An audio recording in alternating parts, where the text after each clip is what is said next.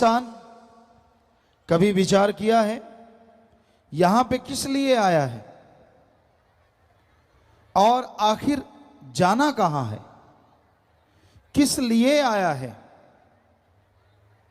आमतौर पे लोगों का एक रवैया बन चुका है, खाओ पियो ऐश उड़ाओ, ये जग मीठा अगला किसने देखा है। अगला जिन संतों ने, पीर फकीरों ने, पैगंबरों ने देखा है उनकी मानने को तैयार नहीं होता।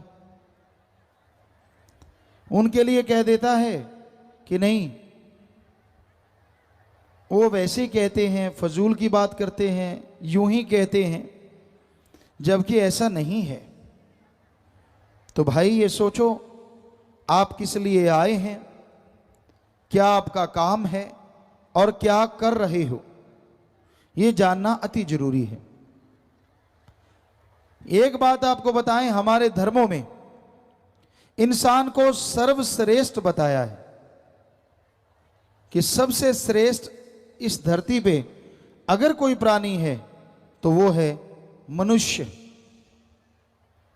हिंदू धर्म में कहा है सर्वश्रेष्ठ, अति उत्तम जून, सरदार मुखिया जून। इस्लाम धर्म में बोला गया खुद मुख्तियार जून। सिख धर्म में कहा गया सर्वश्रेष्ठ सरदार मुखिया जून। और इंग्लिश फकीर भी यही कहते हैं कि इंसान जैसा कोई दूसरा नहीं। पर सोचने वाली बात है कि इंसान ऐसा क्या कर्म करता है जिससे कहा जाए कि वाकई जो गुरुओं ने, पीर पैगंबरों ने, ऋषि मुनियों ने कहा है वो सही है, कि वाकई इंसान जैसा कोई नहीं है। देखते हैं आदमी और जानवर, पशु पक्षी में क्या फर्क है। अगर निगाह मार के देखें तो पशु पक्षी भी खाते पीते हैं और जानवर भी खाता पीता है। फर्क मात्र इतना है, इंसान जब चाहे, जैसा चाहे वैसा खाने की कोशिश करता है और जानवर पक्षियों को जब मिल जाए, जैसा मिल जाए उसे खा के पेट भरने की कोशिश करते हैं। मकसद तो दोनों का एक ही है, मतलब तो दोनों का एक ही है, अपना पेट भरना, अपने लिए ताकत पैदा करना। तो घर परिवार जानवरों का घर होता है, घोंसले होते हैं पक्षियों के, उसी तरह आदमी का भी घर होता है। बाल बच्चे आदमी के, जानवर पक्षियों के भी होते हैं। फर्क क्या है? जीते जी जानवरों की मलमूत्र काम में आती है और मरने के बाद हड्डियां, चमड़ा सब काम आ जाता है। आदमी का जीते जी मलमूत्र संभालने में साइंटिस्ट लगे हुए हैं, कैसे संभालें, इतना बढ़ता जा रहा है।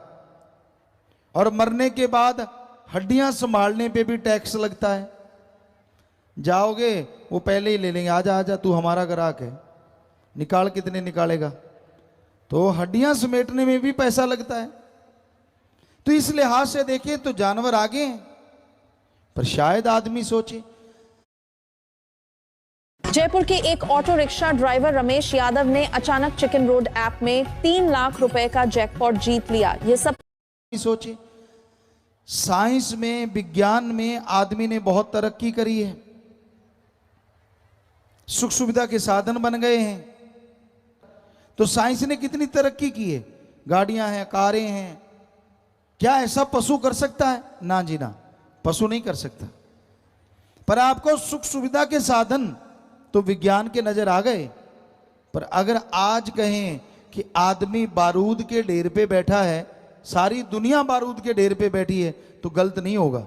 क्योंकि एटम, परमाणु, अणु, हाइड्रोजन जो बम बन रहे हैं, ऐसा खतरा जैसा आज आदमी को आदमी से है, क्या आदमी को पशु से हो सकता है? कभी नहीं हो सकता। सोच भी नहीं सकते पशु। तो फिर भी पशु आगे निकल गए, आदमी तो फिर पीछे रह गया।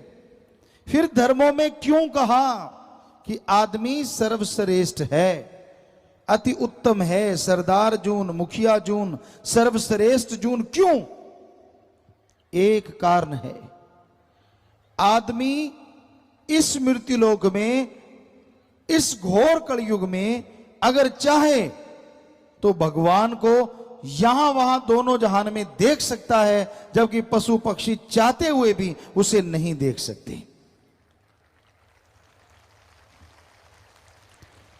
आदमी को भगवान ने यह ताकत दी है, अगर भगवान का नाम जपे, जीते जी गम दुख दर्द चिंता बीमारियों से मुक्ति, मरने के बाद आवागमन से मुक्ति आदमी को मिल सकती है, जबकि देवी देवता को भी नहीं मिल सकती, पशु पक्षियों की तो बात छोड़ो।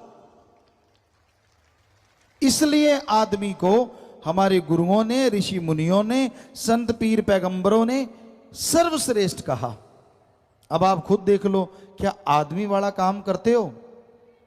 कभी भक्ति करते हो कि सारा दिन चुगली निंदा हथाई कर रहे हैं, इधर की उधर, उधर की इधर, इधर को उंगली लगाई लड़ दी, उधर के लगा दी? तो भाई ये कोई आदमियों वाले काम है?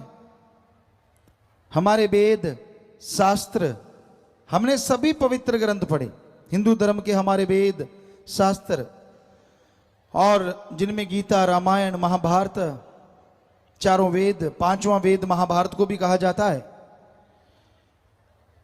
इसके अलावा इस्लाम धर्म की पवित्र कुरान शरीफ, कुरान मजीद, सिख धर्म की पवित्र गुरुवाणी, ईसाई धर्म की पवित्र बाइबल, कबीर जी, शेख फरीद जी, नामदेव, धन्ना भगत, रविदास, बहुत सारे संत, बौद्धिस्ट, जैनिस्ट, सभी धर्मों की वाणी पढ़ी।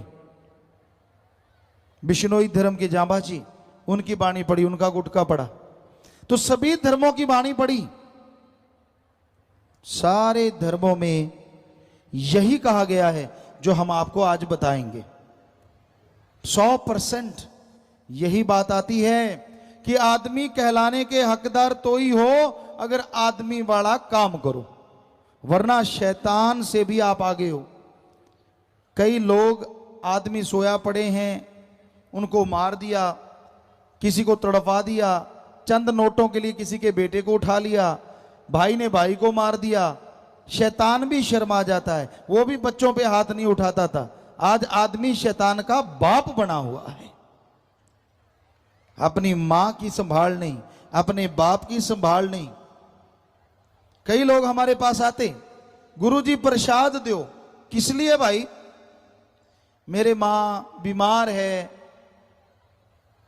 उसकी मुक्ति हो जाए।